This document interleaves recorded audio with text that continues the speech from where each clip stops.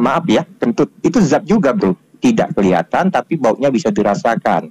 Nah, jangan-jangan yang kalian sembah itu sejenis itu. Kecuali kalian bisa buktikan kalau bukan itu yang kalian sembah. Zat yang mana? Tunjukkan dong. Ayo, cerdas, cerdas. Jangan kalian hanya jangan-jangan Tuhanmu batu. Karena Yesus berfirman, bapamu, iblislah yang menjadi bapakmu. Nah, itu bapak aja.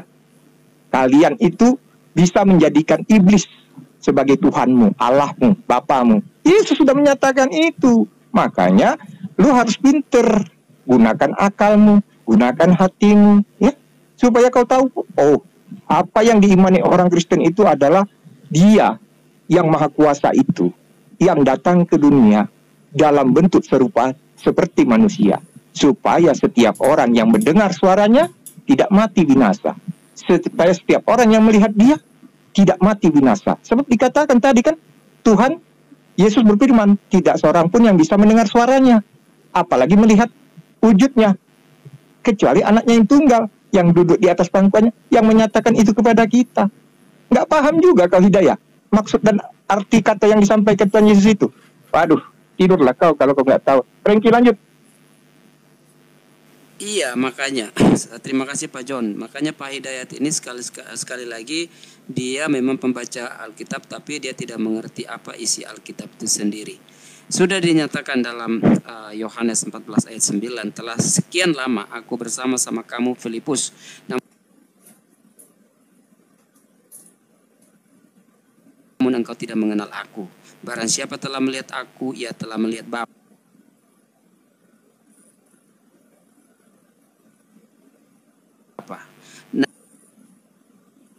Tuhan yang kita bisa lihat dengan kasat mata kita, bukan berarti Tuhan yang kita berandai-andai, yang kita tidak pernah melihat. Hanya kita tahu bahwa Dia berbentuk zat dan sebagainya. Nah, ini sangat ironis sekali. Saya bilang ini sangat miris sekali. Ini luar biasa, saya bilang. Kenapa demikian? Orang tidak bisa melihat Allahnya itu sendiri. Padahal kita diciptakan serupa dengan Dia. Tentunya kita harus melihat Dia. Nah, oleh karena itu, melalui putra tunggalnya Yesus Kristus itulah yang turun menjadi manusia, sehingga kita bisa melihat Bapa itu sendiri. Maka ditegaskan, Yesus sendiri mengatakan bahwa aku di dalam Bapa, Bapa di dalam aku. Kenapa lagi harus dibantah? Kasihan. Anda selama ini Anda masih di dalam jalan yang bengkok, saya bilang. Tapi tidak ada apa-apa, tidak apa-apa. Karena itu adalah keyakinan, kepercayaan Anda.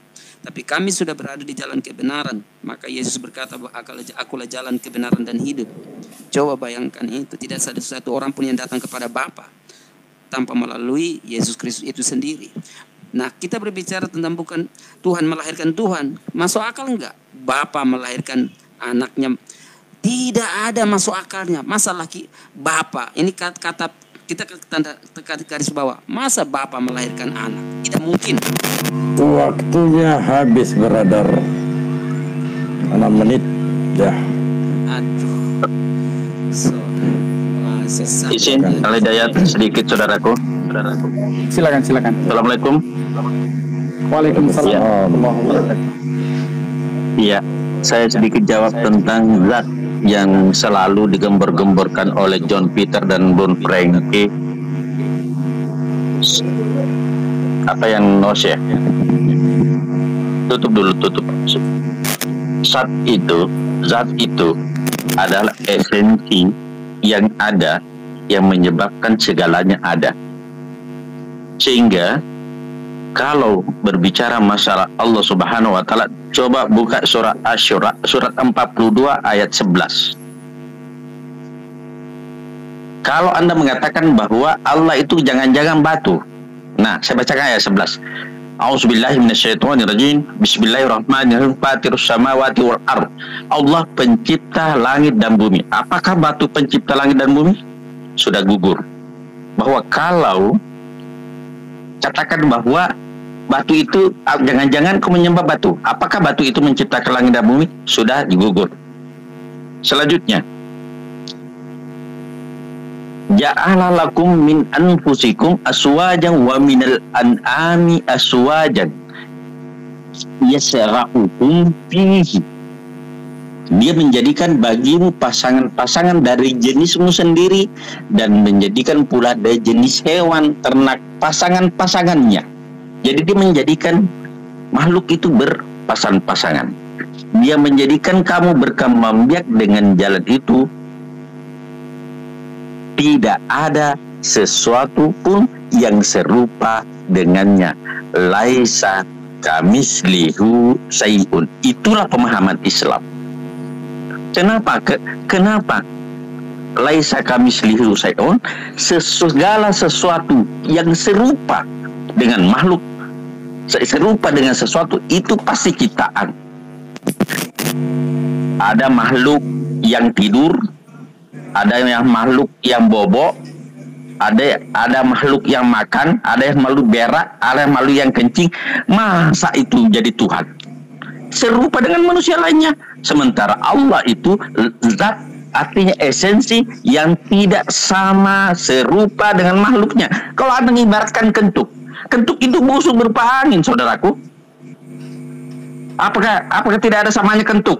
Lebih hebat tai. Jadi itu adalah makhluk. Segala sesuatu di luar Allah Subhanahu wa taala itu adalah makhluk, itu adalah ciptaan. Maka zat Allah tidak mungkin dijangkau oleh siapapun. Silakan sambung saudaraku. Itu pandangan tentang zat Allah. Baik, terima kasih Ustaz Bang Rahman. Sebenarnya teman-teman, kalau mereka ini membaca Bible-nya, malu mengutarakan batu-batu ini. Coba ya, saya ini sebagai penginjil dari Nazaret, saya tidak kurang ayatnya kasih sama teman terjemahan ini. Coba kita buka Mazmur 18 nomor 2. Aduh. 18 nomor 2 sampai 3. Wahai bani-bani Paulus, coba dibaca Bible ini. Ini tidak ada di Al-Quran seperti ini. Coba dibaca Bible kamu, ini apa tulisnya? Ini. Di Al-Quran nggak ada ini. Ini. Coba. Ia berkata, aku mengasihi engkau, ya Tuhan kekuatanku, ya Tuhan bukit batuku, kubu pertahananku dan penyelamatku, Allahku, gunung batuku, tempat aku berlindung, perisaiku, tanduk keselamatanku, kota bintingku. Coba. Ini di Al-Quran di mana tertulis seperti ini? Tetapi kalau bani-bani terjemahan yang tidak tahu membaca Bible tapi keluar-keluar, inilah yang menjadi masalah kepada mereka. Coba ini di mana tertulis ini? Di Al-Quran atau di Bible ini? Ini. John? Ini di mana ini? Di Al-Quran atau di Bible, John? Nih. Di Al-Quran kah? Oke, kedua. Selanjutnya, secara tidak langsung teman-teman, si John sudah mengakui bahwa Tuhan mereka itu Tuhan palsu. Astagfirullahalazim. John, mengapa kau mengatakan bahwa yang aslinya tidak boleh ditangkap dunia? Jadi berarti kau mengatakan memang Tuhan kamu itu tidak asli, Tuhan palsu ataupun buatan. Betul, sebab ini ayatnya. Coba ini. Wahai Bani Paulus, ini coba. Kisah para Rasul, bukan Kisah para Lukas ini sebenarnya. Kisah para Rasul ini 36. Ini coba. Jadi memang betul Tuhan kamu itu dibuat oleh manusia, John. Ini. Dibuat oleh Lukas. Ini Tuhan kamu ini. Ini coba. Baca ini, John. Ini. Jadi kaum Israel harus tahu dengan pasti, bukan kaum kulub, bukan yang menyembah Yesus katanya, bahwa Allah telah membuat Yesus, John, yang kamu salibkan menjadi Tuhan, John. Ini. Berarti kamu tidak salah mengatakan tadi bahwa itu Tuhan palsu itu yang tadi nongol itu. Jadi kamu selalu dor sama Bible loh. Astaga. Tapi host tolong sediakan saya Boldi ini, air mata saya sudah mau penuh Boldi ini. Kemudian John, coba host tolong di pas timernya ini menarik ini tentang iblis. Coba. Di sini ya, kita mulai dari Matius 23 nomor 9. Juga teman-teman di bawah boleh catat ini ayat ya. Mohon maaf bukan mengajari tapi bolehlah untuk kita mencari-cari ilmu. Coba lihat kata Yesus apa katanya? Janganlah panggil siapapun di dunia ini Bapak. Coba, ini kata Yesus ya, ini. Karena kamu hanya mempunyai satu Bapa, yaitu yang di surga. Ini. Oke? Kemudian, coba kita lihat apa yang dibaca oleh John tadi. Yohanes 8:44. Yohanes, si Pak Yohanes ini 8:44 ya. Oke. Coba kita lihat apa dikatakan oleh Yesus yang si John bilang tadi ini. Nih. Kita buktikan ini apakah Allah ataupun sebaliknya apa yang mereka tuhankan saat ini Paulus alias Lukas. Coba. Iblislah yang menjadi bapakmu dan kamu melakukan keinginan-keinginan bapakmu. Ia adalah pembunuh manusia sejak semula. Kapan Allah membunuh manusia? Ini. Dan tidak hidup di dalam kebenaran sebab di dalam dia tidak ada kebenaran. Apabila dia berkata dusta, ia berkata-kata atas kehendaknya sendiri. Coba.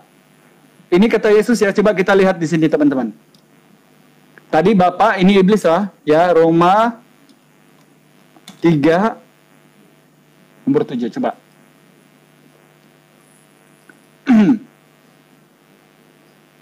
Oke, di sini yang tadinya dikatakan oleh Yesus, dia selalu berkata dusta, coba.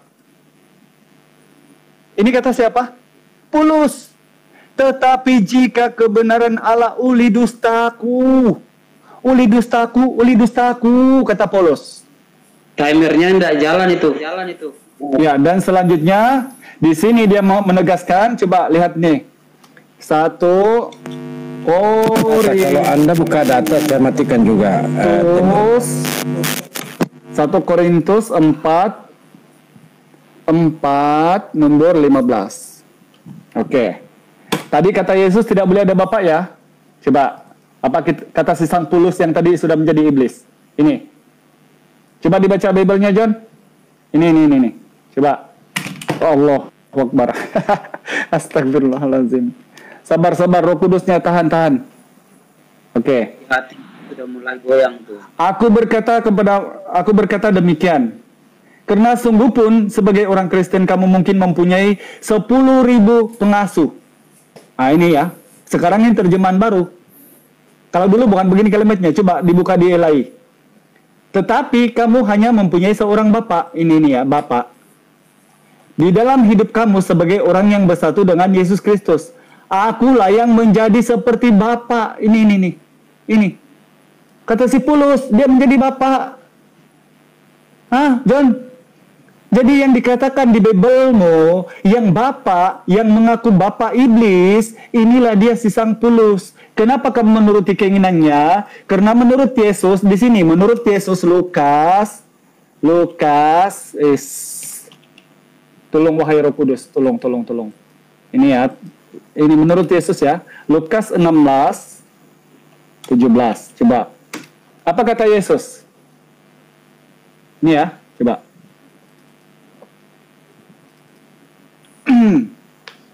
Astagfirullahaladzim. Nah, coba ya, kamu menuruti keinginan si Paulus kan tadi katanya. Coba kita uji, benar apa tidak? Lebih mudah langit dan bumi lenyap daripada satu titik dari hukum Taurat batal. Ini nih.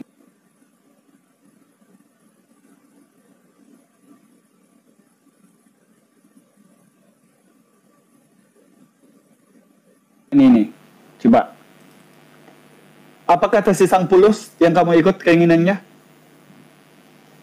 Sebab dengan matinya sebagai manusia, ia telah membatalkan hukum Taurat. Coba. Sekarang siapa bapak kamu, John? Paulus. Siapa dia, John? Iblis. Coba sekarang kau tunjuk data-data seperti saya. Minimal seperti yang saya runtut. Bahwa Allah boleh kau buktikan sebagai iblis. Kalau bukan hanya dengan congormu di sini. Dor. John? Jadi kalau hanya dengan keluar-keluar, kau hadapi sekolah minggu, kau kasih tahu di sekolah minggu, jangan tanya banyak, imani saja, itu Tuhan kita, iman pasti. Tuhan itu benar. Itu aja. Jadi jangan kau mengajari saya tentang Bible. Kemudian, nggak apa-apa Bang Dalbo, dijalankan demernya. Si Bang Frankie, kamu mengatakan Yesus itu menyatu dengan Bapa. Yohanes 14:9, barang siapa melihat aku telah melihat Bapa. Kamu tidak pernah baca kan yang saya bilang tadi, Yohanes 5:37? Berarti Yesus pembohong itu. Bahwa siapa yang melihat Bapa telah melihat aku. Tetapi Bapa tidak kelihatan, tidak kedengaran suaranya. Hah? Yohanes 14 nomor 6 itu adalah jalan, bukan tujuan. Di dalam Al-Quran pun dikatakan, ya Bani Israel, ini Rasulullah ilaikum, fa'budu rabbu wa rabbukum aza siratim mustaqim. Tuhanku dan Tuhanmu, Yohanes 20:17. Demikian. Oke. Silakan Ban Ya, Dan jadi atau saya Ban menanggapi Prengki. sedikit. Ya, saya Dikeraskan suaranya Ban Prengki. Ban Saya Prengki menanggap ditambah-tambah di sedikit. intonasi. saya menanggap sedikit tentang ini kresek-kresek sih sebenarnya. Saya menambah sedikit tentang menanggapi tentang Pak Rahmat. Terima kasih Pak Rahmat bahwa berbicara tentang zat itu ya tidak ada masalah. Masalah istilahnya itu menurut sahabat-sahabatku di Muslim tentang Tuhan itu adalah zat yang tidak kelihatan, punya maha kuasa dan sebagainya. Dia dalam bentuk apapun itu tidak ada menjadi masalah. Itu saya tidak mempermasalahkan itu karena Tuhan punya kuasa, ya. Dia yang punya kuasa di bumi maupun di sorga. Jadi kita tidak bisa membantah Tuhan itu bisa menjadi apapun, tapi bukan berarti dia bisa menjadi anjing. Itu salah. Konteks teologi itu tidak mungkin. Karena itu secara logika Tuhan menjadi apa tidak mungkin. Makanya manusia itu diciptakan serupa dengan Allah, dan manusia itu adalah melebihi dari segala makhluk yang lain. Maka tentunya bahwa dengan predikat manusia yang mempunyai kemuliaan itu, nah oleh karena itu, karena begitu besar kasih Tuhan yang begitu luar biasa, Tuhan itu sudah dicatat di dalam Kejadian tadi yang tadi kita berbicara tentang Kejadian 27 itu, 1 ayat 27. Nah itu 27 ayat dari Kejadian 1 ayat 27 itu bahwa Tuhan diciptakan serupa dengan manusia. Gambarnya berarti tentunya Allah itu serupa dengan manusia. Bukan berarti Allah itu melahirkan Allah. Allah itu melahirkan anak dan anak dan anak. Tidak ada begitu.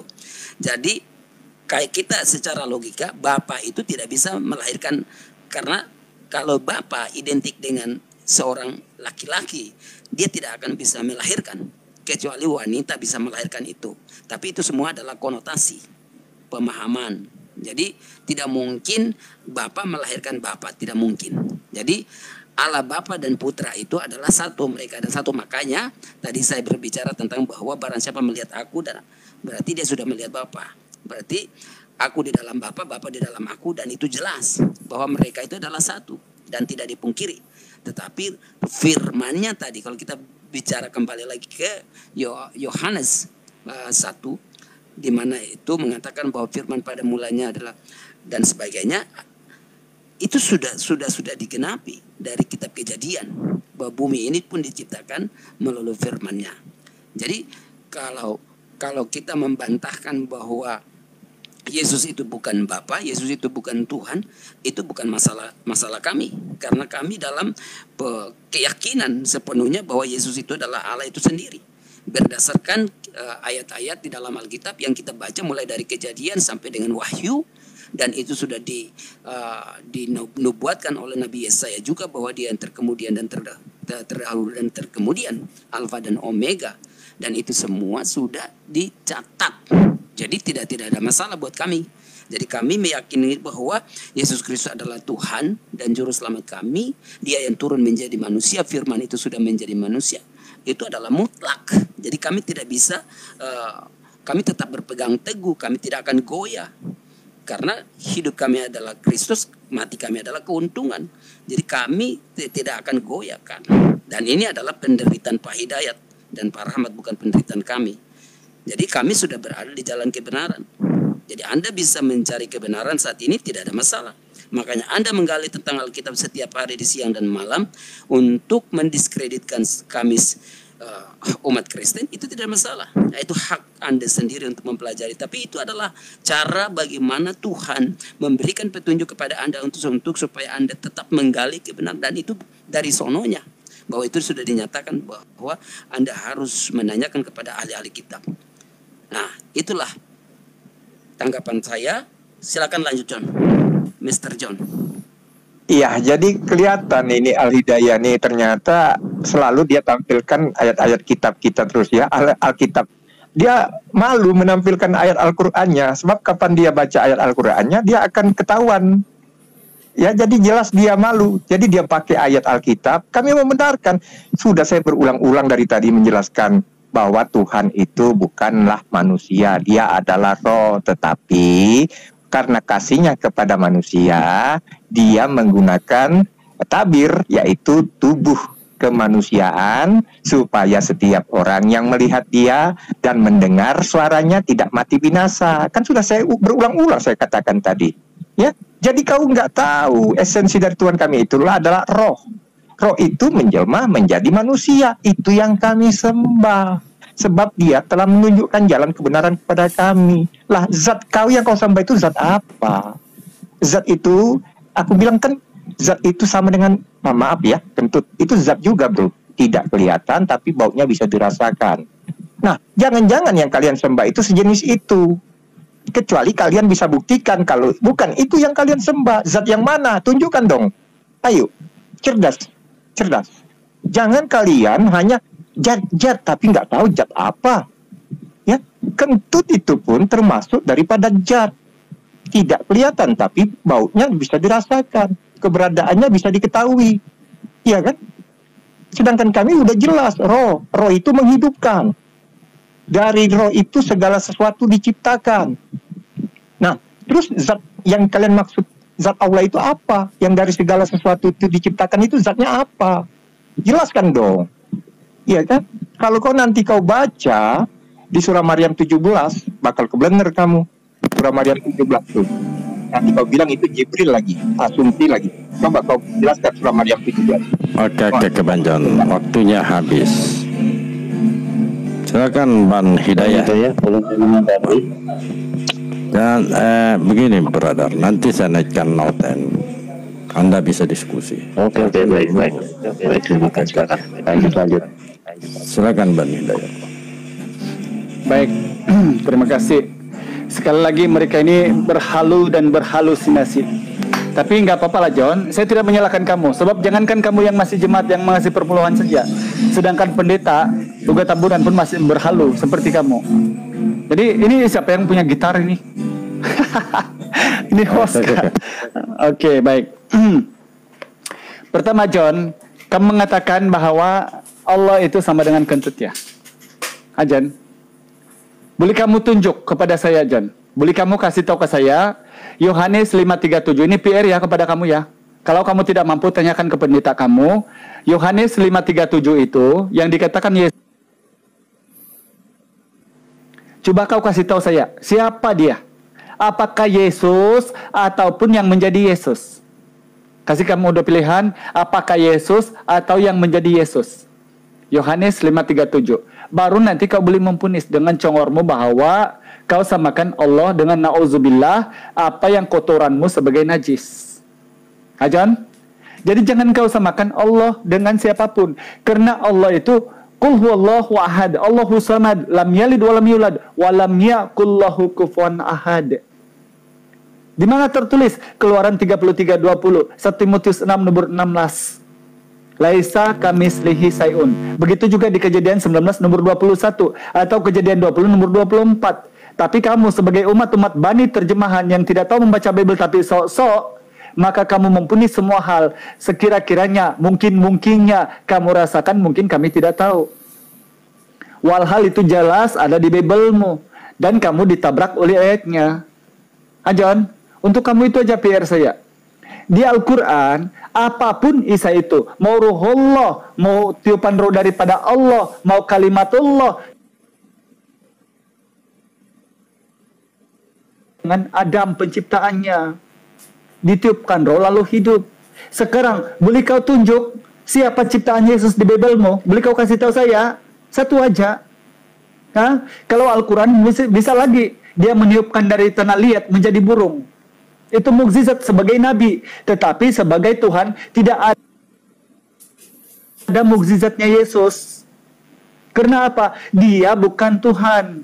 Laqad kafarul lazina qalu innallaha salisu salasajon Wa ma taqulu salasa wa antum lakum.